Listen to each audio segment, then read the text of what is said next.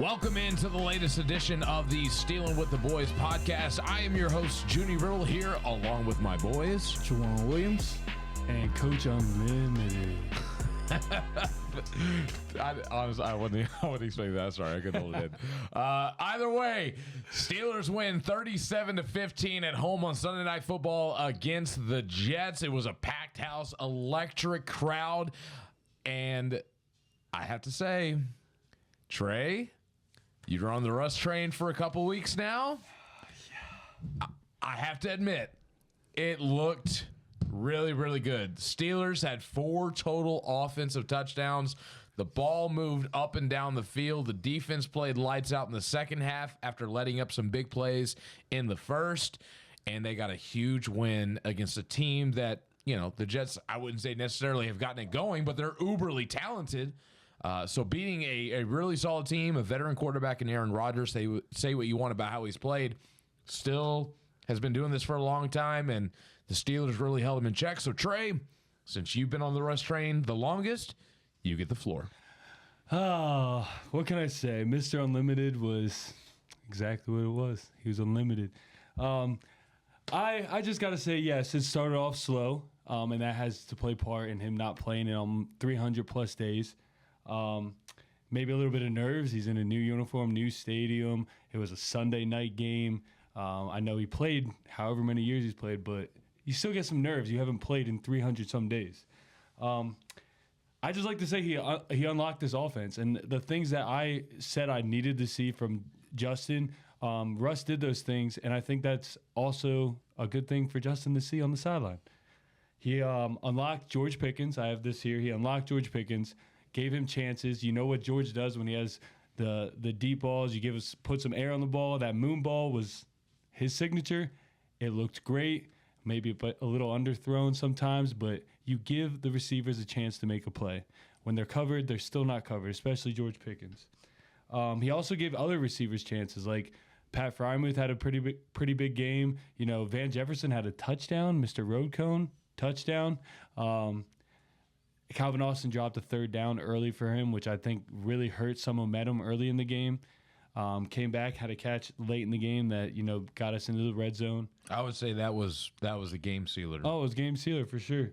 Like I said, the vintage moon ball was just great to see. The timing on that fade route to George Pickens for a touchdown, phenomenal. He had some nice short game passes, you know, quick outs, things like that he got out to Van Jefferson early in the game as well.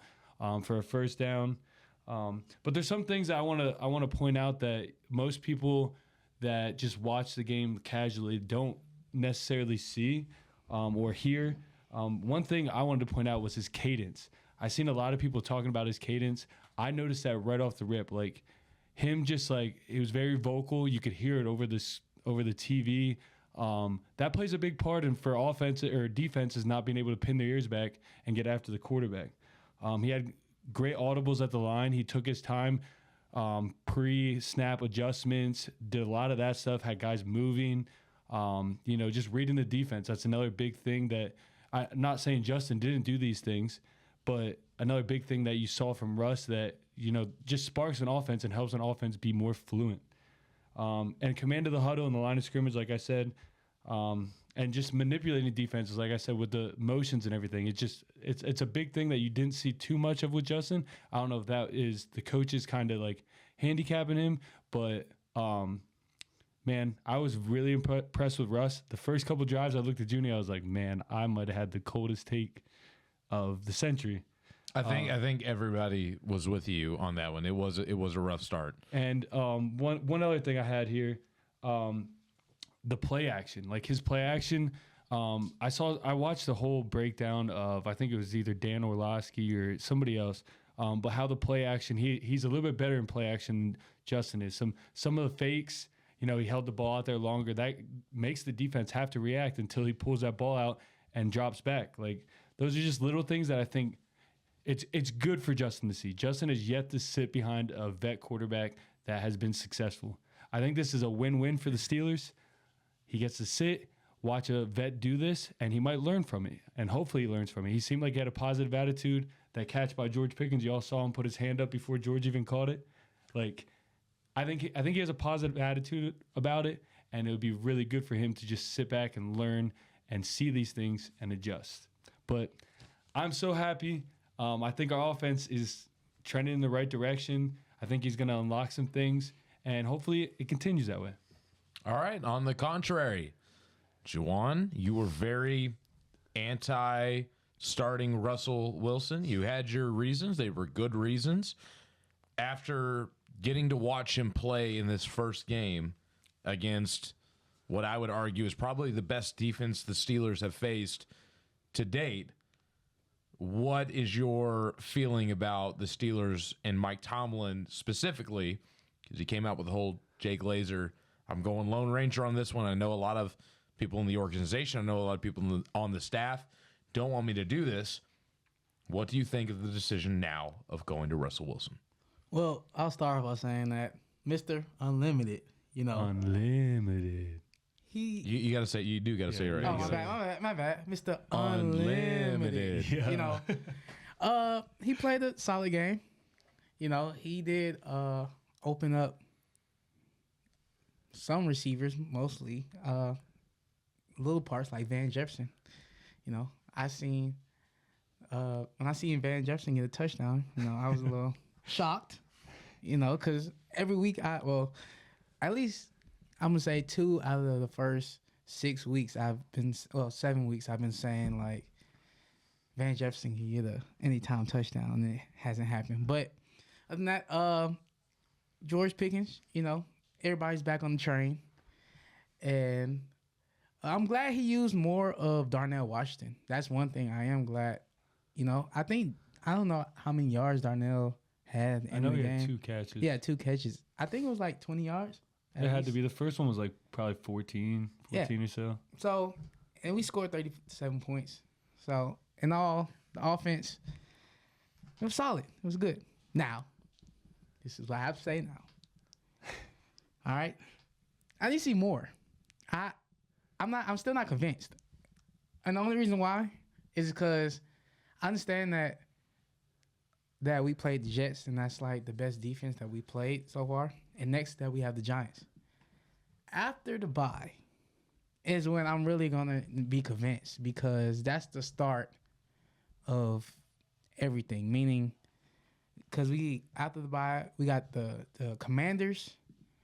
We got the whole division to play. Twice each. And we still have the Eagles and the Chiefs. Yep. So if we can start off right, that's my only thing about this whole thing is I just want us to start off right, and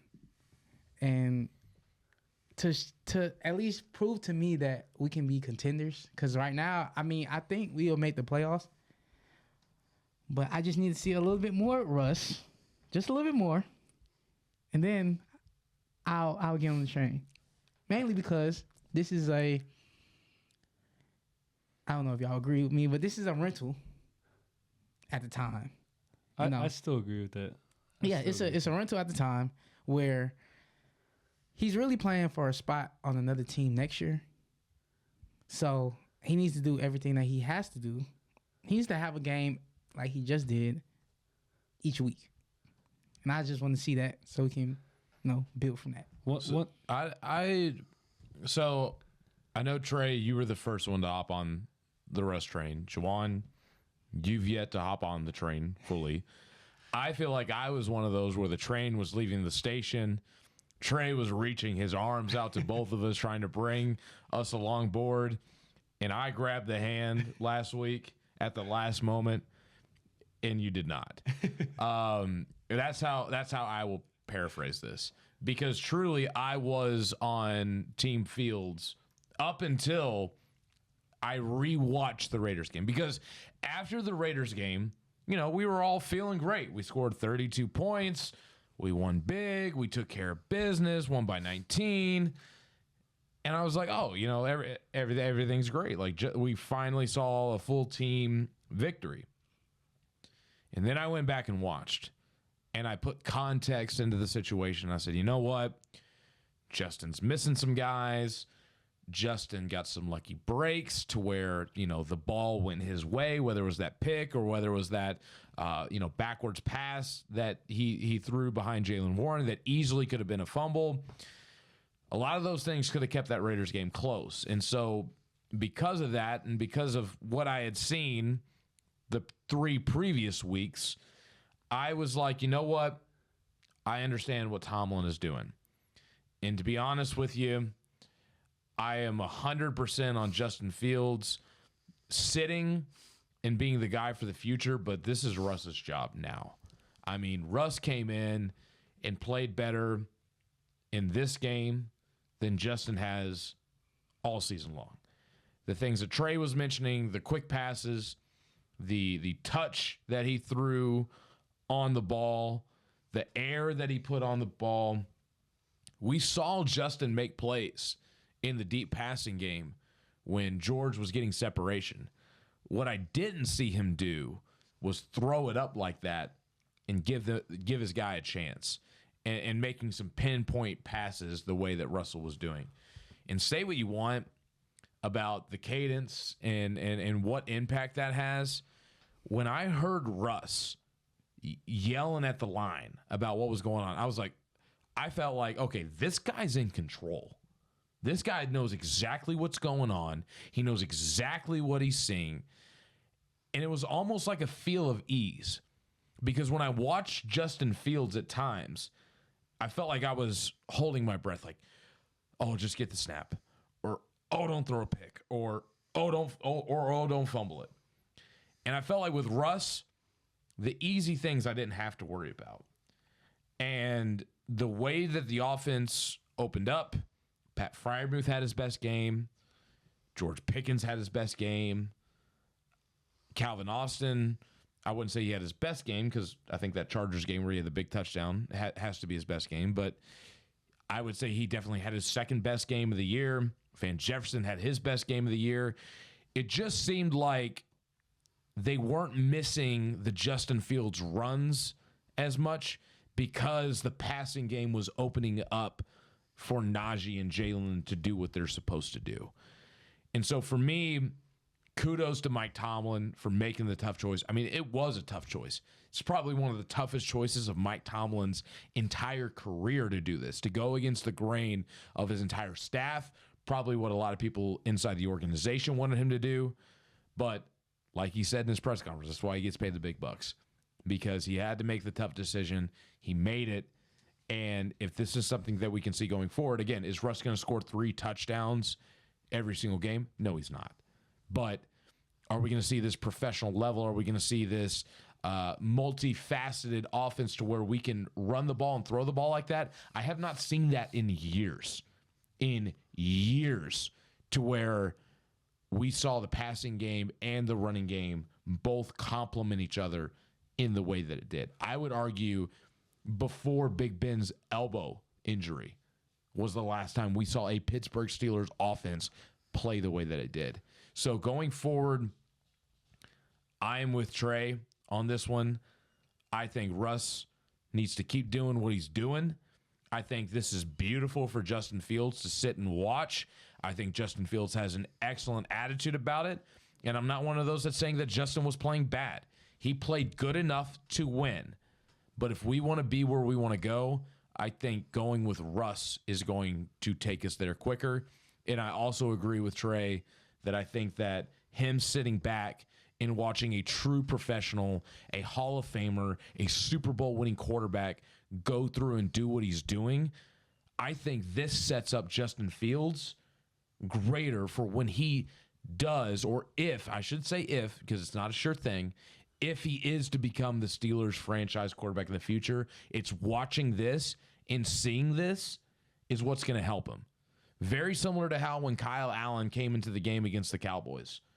The short game wasn't happening, Trey. It wasn't. Kyle Allen comes in, second play he's in there, throws, an 18, 20-yard pass to Pat Freiermuth. Yep. And then we watch Justin Fields. He sees that. He's like, oh, maybe I should start doing that. Does it. They march down the field and score a touchdown.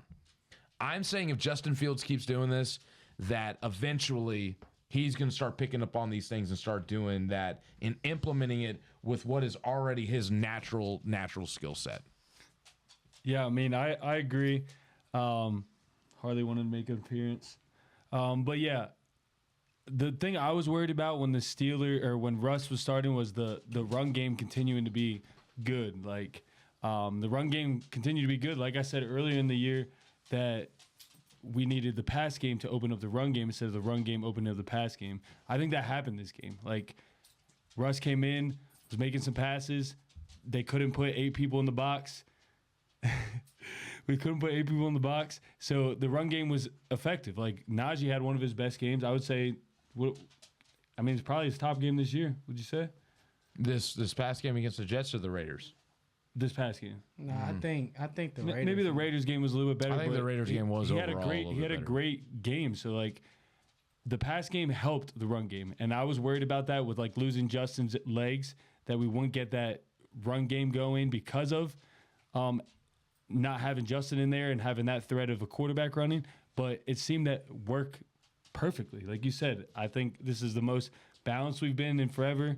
And it just looked good. Our offense, like you said, I haven't seen it in a minute.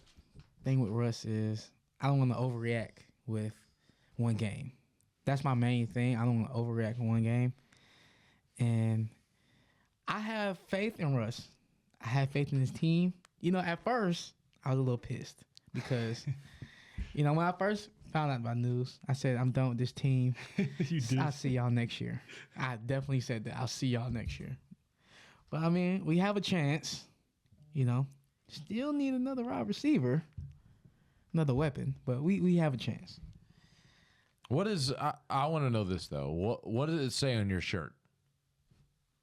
It says Pittsburgh football. It says Pittsburgh football. Yeah, you're right. So who are we going to root for? Pittsburgh football. You're right. It doesn't matter if it's Fields. It doesn't matter if it's Russ. It doesn't matter if Big Ben comes off his couch and cuts the footballing podcast short and he comes back out of retirement. We are Steeler fans. You're right. Whoever is suiting up for the Pittsburgh Steelers and donning the black and gold and is our quarterback, we need to have 10 toes down and back 100%. Yeah, but as Steeler fans, and Steeler Nation, we're not like that. We're very delusional when it comes to different things. And we're wishy-washy. Like how I said about George Pickens 2 weeks ago, people wanted him traded. Now people love him. I do want to say I thought it was pretty crazy. From friends that were at the game, they were like, after the first 2 drives, they were booing Russ. Oh, yeah. No, it really happened. Now, this is something not dissy. It really happened after. I don't know what clicked, but he had to see Fields warming up.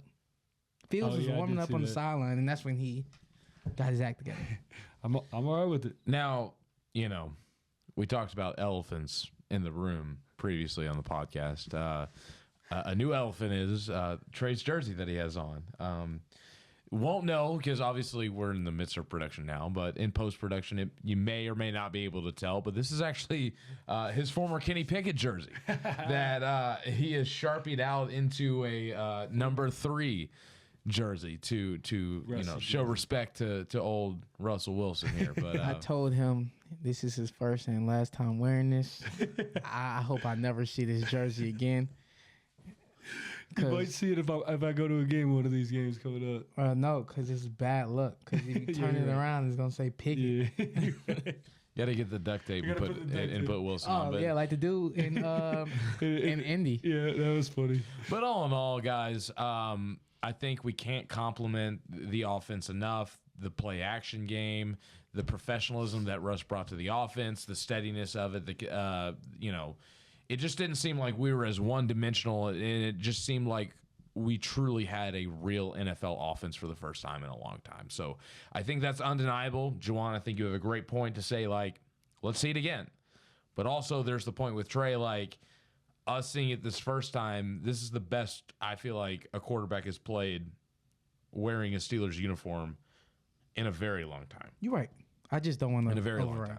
Yeah, and that's perfectly fine. But something that I feel like we should overreact a little bit to is how the defense played in the second game. And let me shout them out. Listen, I got some new information that I just want to share with everybody because I did not know this before. And honestly, I am very disappointed with myself that I didn't know this. Beanie Bishop is from my hometown of Louisville, Kentucky. From, shout out to Pleasure Ridge Park High School, shout out PRP, where he played. And not only that, but before he went to West Virginia, he also went to my alma mater, the Western Kentucky University, which I did not know that he did.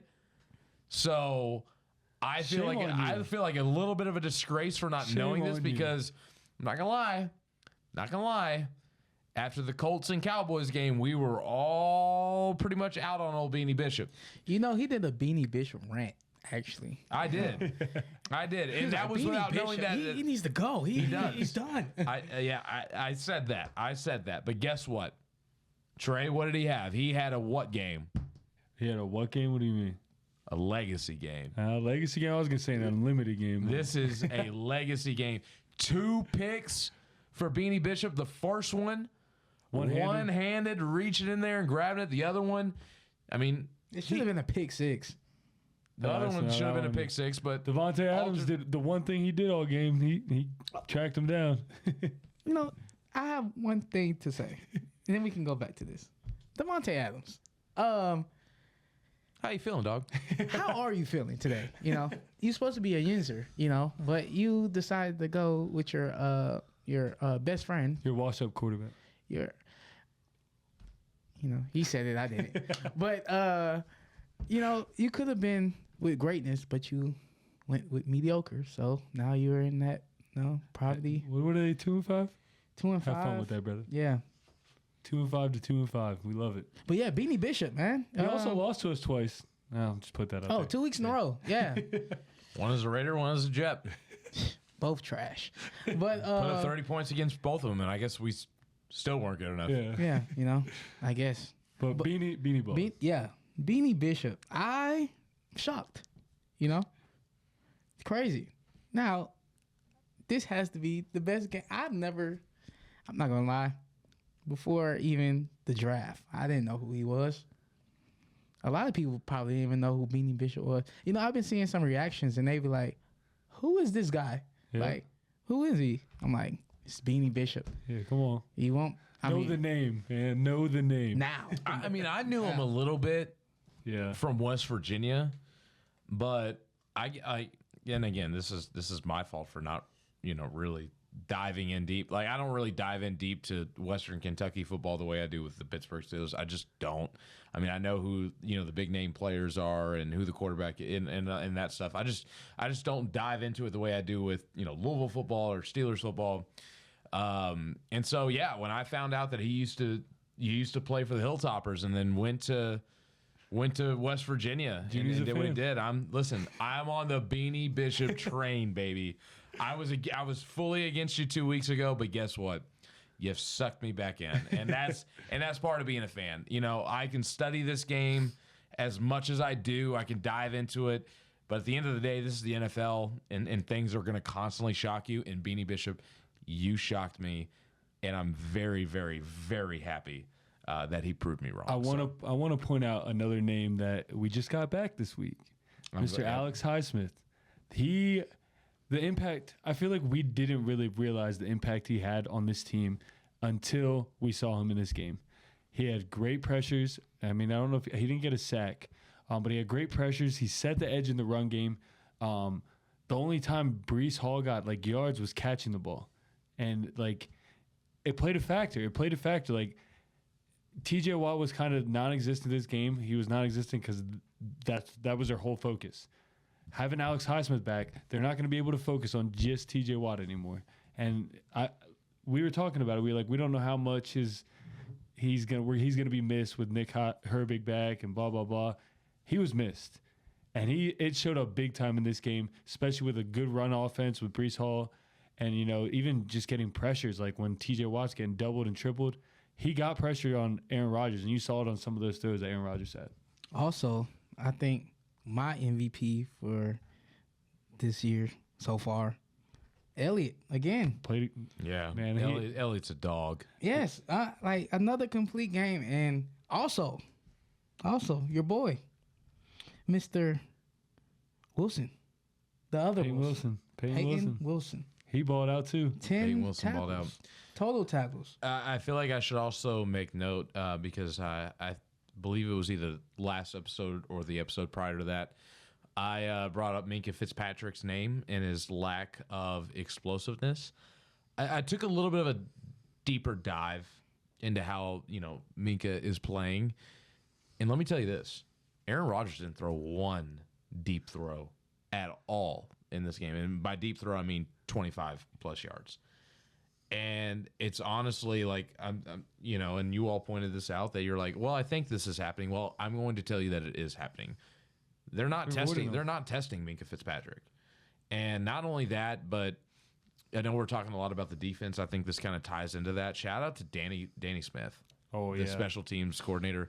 Minkah gets that first block. I mean, absolute BS penalty. New York owned up to it to Tomlin after the game. I hate when they do that afterwards. Yeah, well, yeah. And I mean, really, if Russ didn't turn it on, I mean, that could have totally impacted the entire trajectory. That took it from a 1-possession game to a 2-possession game in the second quarter, and the Jets got the ball back to begin the second half. So really, that could have changed everything if Beanie Bishop didn't get that pick before halftime to, set the Steelers up, good field position, and they score that touchdown. But regardless of the fact, Minkah going in and making that splash play, Aaron Rodgers not wanting to test the defense deep. And I mean, honestly, now that I think about it, who has tested the Steelers defense deep? Not very many people have. And I think that's kudos to Minkah Fitzpatrick. And kind of going along with the special teams, Dean Lowry getting the block on that field goal. I mean, this team, man, this special teams unit is special. There's no other unit in the league that's doing what they're doing, the way that they can block punts and block kicks 2 weeks in a row. Should have been 3 in 2 weeks if they didn't call that penalty on Minkah. I mean, just absolutely fantastic stuff by Danny Smith and the special teams. And kudos to Minkah for being out there on the special teams. Like, usually special teams, you put some of your guys that are just special teamers out there. Like, Minkah's out there trying to make a difference in more ways than the defense, which is a kudos to him. One other guy I want to point out, I wore his jersey on Sunday night. Joey Porter Jr. with the receiving core that the Jets have. He hasn't been playing great this year. I think he's had a lot of holding calls. He's given up some catches, like nothing like crazy. Like he shut people down last year, but this year I feel like he's just been kind of not getting exposed necessarily, but like being attacked more. This game, he rarely got attacked. He was on Garrett Wilson or Devontae Adams majority of the game, and they didn't have great games. So, shout out to him for just, like, stepping up and being that shutdown corner that we thought he would be all year. He impressed me. I don't know about y'all, but we were talking about him and saying, like, he hasn't been playing great this year, but he showed up for this game. I was going to say both DBs because even Jackson, him and Jackson played – especially in the second half, play exceptional. Like I don't even think Dante got hurt and it wasn't in the second half. My bad, but I don't even think Devontae Adams had no yards, no catches in the second half. Yeah, and kudos to James Pierre too. Like I can't say anything bad about this defense this past week. I really can't. Like we could shout out every single player on the defense. I think they all look great. Another guy that I do want to shout out because at the beginning of the game he got called for a bogus roughing penalty, I guess, was Larry Ogunjobi. He made that first play of the game and then had that second one, the run stuff, tackle for loss, and got a penalty for tossing the guy down after the whistle, but there was no whistle. So, man, this defense is special. And like I said, I was saying at the beginning of the year, like I think this team's just different. Then they lost 2 games in a row, and I was kind of questioning it. I still think these guys are different. Like I really do. I think we let 2 games slip away, 3-point games. They're coming to play every week. Second half adjustments have been another thing that have just been phenomenal. Like first half can go, a little rough. Second half, they're coming out and playing football. Overall, just shout out to Tomlin. Steeler Nation, everybody doubted you. And you're right. We don't get paid the big bucks like you do. So better than we do. what this team needs. So What have I always said? What have I always said?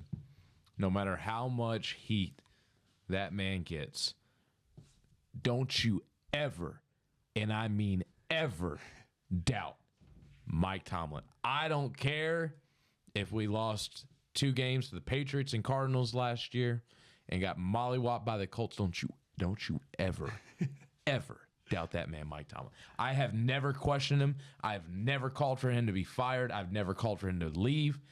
And that is because, I mean, he is truly, truly a leader of men and gets it done. And for him, and by the verbiage and the wording that has kind of come out, I really think Arthur Smith wanted to stick with Justin Fields. I think a lot of the assistants, I think a lot of management wanted to stick with Justin Fields. And for Mike Tomlin to put his foot down and make that decision, and for that to be the outcome, I mean, all in all, I mean, just round of applause. I mean, the Steelers are 5-2. No one thought we would be here at this time. And now we have a big game coming up against the New York Giants on Monday Night Football at home again. So if they can get this win, I think this is a huge game that they can carry going into the bye week before they hit that tumultuous stretch that is going to be the entire AFC North plus the Commanders, Eagles, and Chiefs, which are all good teams in their own right. one more thing to wrap up this game. Najee Harris.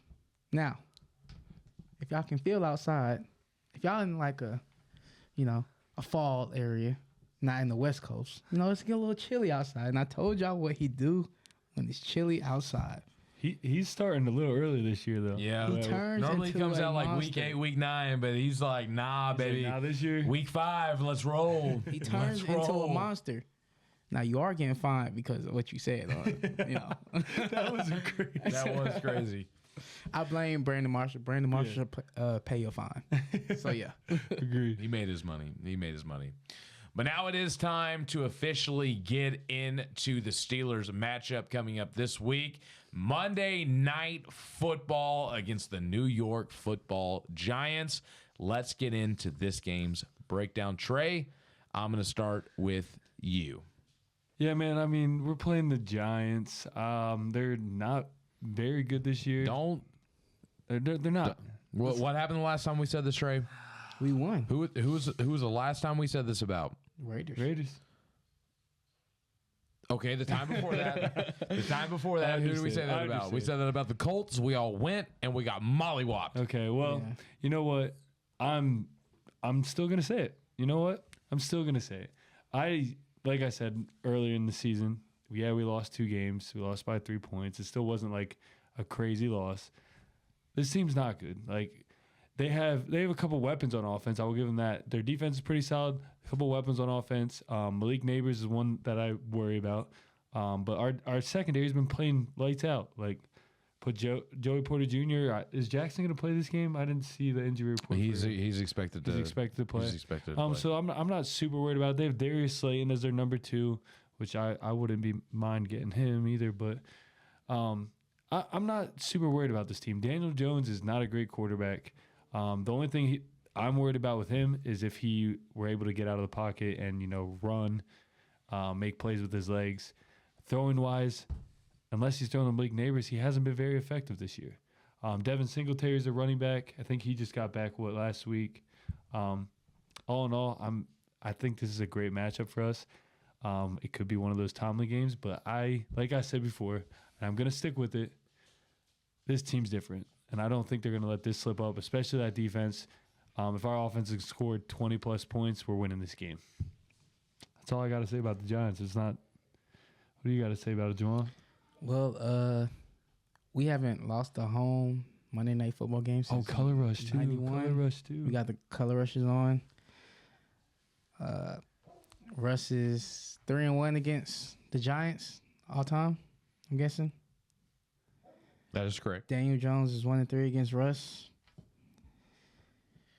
So hopefully it's not a Tomlin game. That's really no. The run game. Their rush defense is, I think, ranked 25th in the NFL. So I would hope that run game can keep going. Najee can put up another 100 yards. That's really all I got for this game. I'm trying to figure out some more stuff about it. Okay. Well, What do you got? No, I totally get it. Steelers haven't lost a Monday Night Football game since 1991. The team that they did lose to in 1991 was the New York Football Giants. It's not happening. I am worried about this game. I really am. And I look at trends in the NFL when it comes to like picking.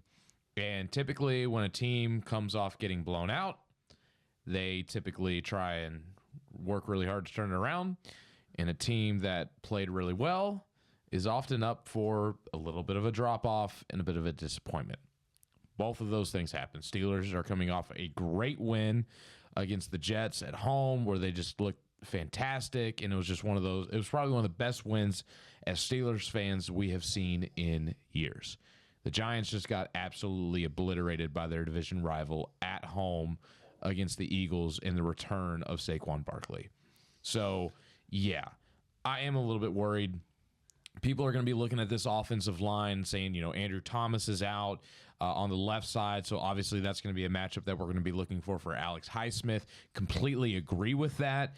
But outside of that, this offensive line for the Giants has surprisingly played really well. Malik Neighbors, I think, eventually is going to be in the conversation for one of the best young wide receivers in the game. If they can kind of find a way to build this offense around him. Daniel Jones, is he spectacular? No, but does he have tendencies to have a game here and there to where he looks really good, especially in the run game, especially, he's got a big arm. Can he actually hit his receivers down the field?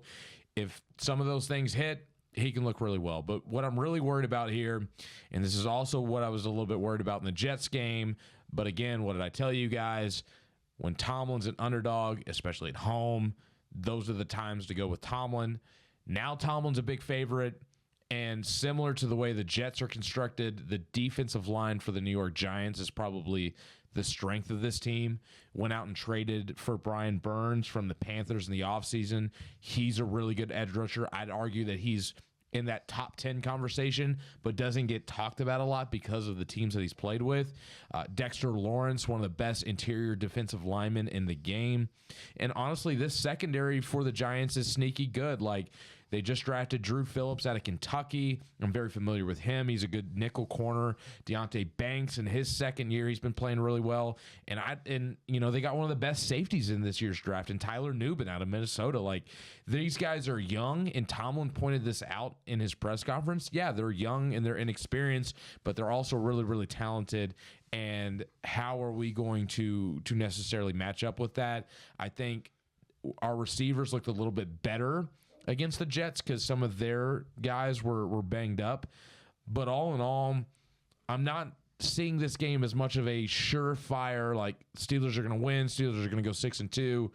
I think this screams Tomlin game all over it if the Steelers don't come in and mind their P's and Q's. That's just how I feel about it. Should they beat the Giants? Yes. Are they better than the Giants? Yes. But is this kind of setting up to be a classic Mike Tomlin disappointing Steelers loss? I would also agree with that. So go ahead and give your prediction. Are we doing predictions? Yeah, we can get into it. Let's do it. Let's go ahead. Why not? You, man, if you pick I always go last. I always go last. Steelers here. No, you won last week. Yeah, so you go last first. week. Yeah, let's see what you got. Okay. Let's let you go first. Okay. I am going with a Steelers victory. All right, I like it. But I think it's going to be a very close game. I just think it is. I could see us getting down early. I could see us struggling a little bit. But the way I see this game, I think it's going to be a 20-17 Steelers victory. I think it's going to be ugly. I think they're ready for the bye week. I think they're kind of maybe looking towards the second half of the season. But I'm very precautious about this game. Like this game scares the hell out of me. It really, really does. And I would not be shocked if we lost. But I'm still predicting us to win by 3, 20-17. All right. So now for the two losers this past week, because you all both first in Stealing with the Boys history, they both picked against the Steelers. I picked the Steelers and I was right. I think it's the first time ever, probably the last time ever.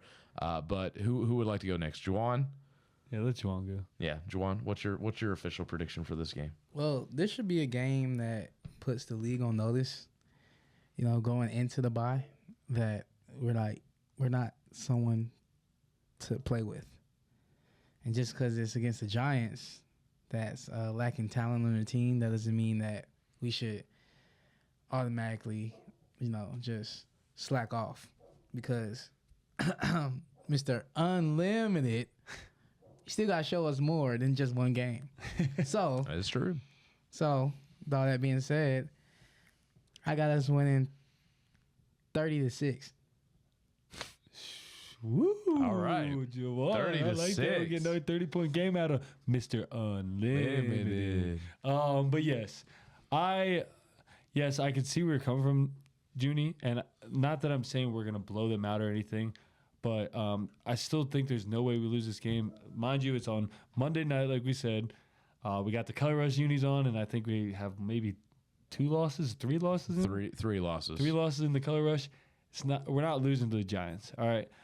Where I'm at with it is, if our defense plays like they have been playing, I don't see this Giants offense moving the ball very often at all. I think that wears down their defense. I think our offense could start stagnant, and it's going to be a defensive battle off the rip. But I think like us having 3 and outs, getting the Giants defense on the field quite often, driving the ball a little bit, I think we wear them down. Dexter Lawrence is going to be on the field a lot, so we get that run game going, and I think Najee has a huge day, and we win this game. I'm gonna go. I'm not giving us 30 this week. I think we're kind of, like you said, looking into the bye. We have a bunch of guys that I think come back after the bye as well, that we're looking forward to as well, getting a little healthier. I think we win this game. I'm gonna go with 28. 28. Let's go 28. Let's go 28-10. The Steelers win 28-10. So you all both have very defining big victories. I've seen this Giants team play a little bit better than that. They're coming off a tough loss. I just think they're going to be highly motivated to try and get a quick win. But let's get into our steal of the week. Trey, you're the man with the odds. You always have them. You're always ready to go. Now, player props aren't out yet.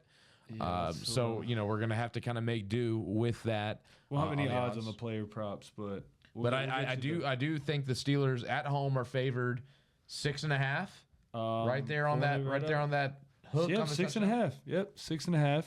The money line is 129 for the Steelers, minus 129. The over under is 36.5. So I'm leaning. I don't know, because the Giants' offense isn't that great. I'm not even gonna touch the over under. I'll stick with player props. I'm gonna go with the spread. We're gonna go with the spread. Steelers the spread, and player props.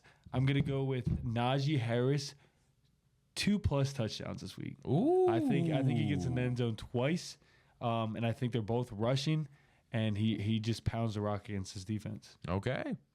Is that all, or are we gonna come back to one? I think I feel like somebody always like, oh wait, one more. No, oh wait, one more. I'll do one more. I'll just add one more to it, since I usually do a couple more. I'm gonna go. Russ goes for 250+. Okay. Jawuan. Okay. So I got Najee to have 100 yards and a touchdown. I like that. I have Darnell Washington having 25 yards and a touchdown. Ooh. This is the biggest Darnell Washington fan I've ever met in my life. Yeah, I'm liking man, it. I'm saying, and they're giving him the ball more. You're right. He's 6'8", 260 in the red zone. I would think that they would pass him the ball. I agree with that. I mean, when you have LeBron James at tight end, you need to throw LeBron the ball. And the same thing, like with Russ's, fade ball, like that should be unguardable. Yeah. Like, and I like that. I'll give 2 more. Whatever Van Jefferson over under yards Probably is. like 12.5. Yeah. Well, see, you always disrespect him, and he got a touchdown last week. You cannot disrespect him no more. He pick his over, and also I got Russ going for 200. 200. I can't go. I can't go with that. What you got, Junnie? Easy enough. Easy enough. So obviously, I think this is going to be a close game. So I'm going to take Giants on the spread. I'm saying it's going to be a close game. All right. I like the Giants on the spread, and I like that spot.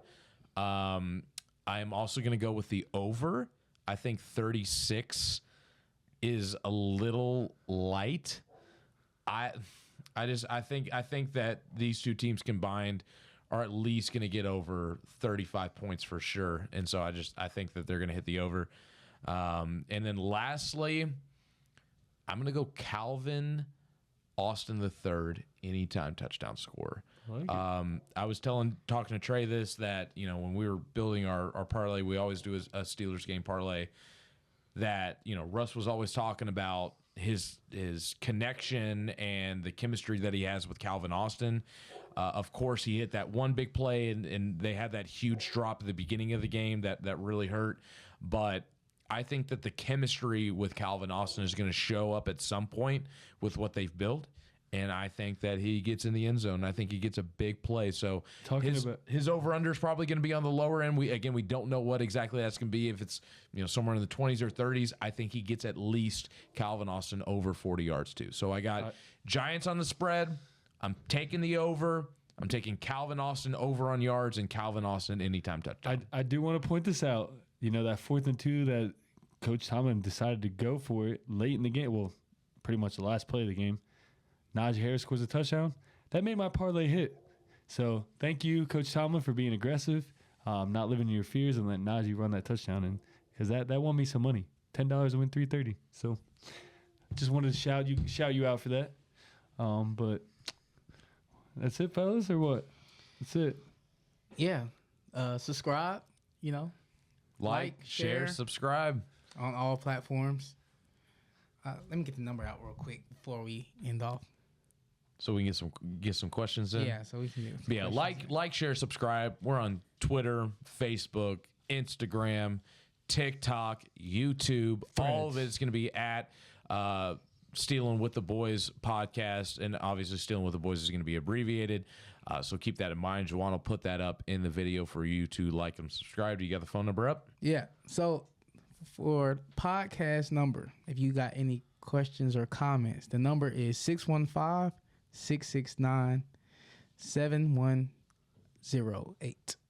There we go. Perfect. So all in all, like, share, subscribe, show it to your friends, your family, your girlfriend, your boyfriend. It doesn't matter. Spread the word. We're trying to put out these episodes every single week. Look out for the shorts that we've been putting out, trying to blow up the content, getting some good likes on the TikTok and on Instagram. Those things are going well. Let's play a challenge. Okay. By December 1st, let's see if we can get 100 followers on YouTube,